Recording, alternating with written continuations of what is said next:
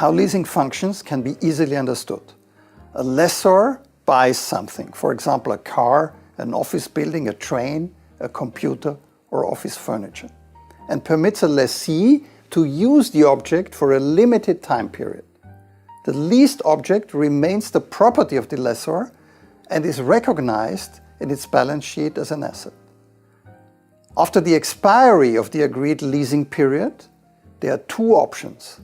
The leased object is either returned to the lessor or it is bought by the lessee at a residual value. The buyer may also be a third party. During the life of the leasing contract, the lessee pays a pre-agreed fee for the use.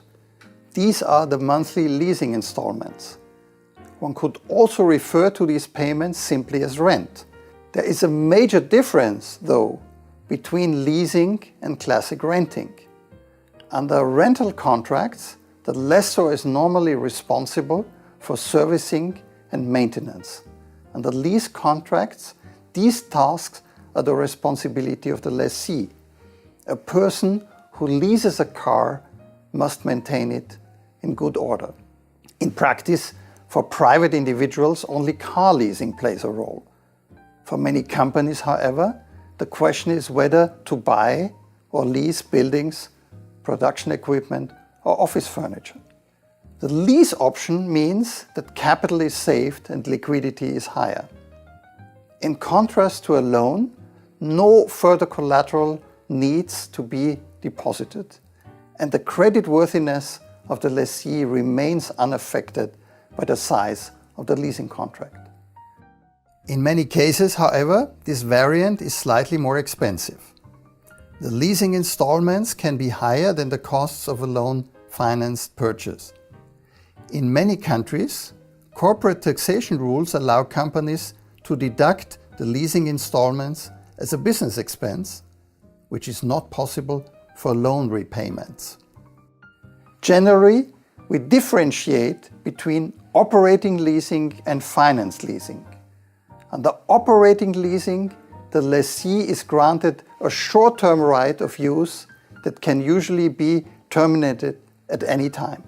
This type serves mainly as a temporary bridge to overcome bottlenecks. The same leased object is passed on subsequently to several lessees. Finance leasing, which is the more frequent variant, involves medium and long-term contracts.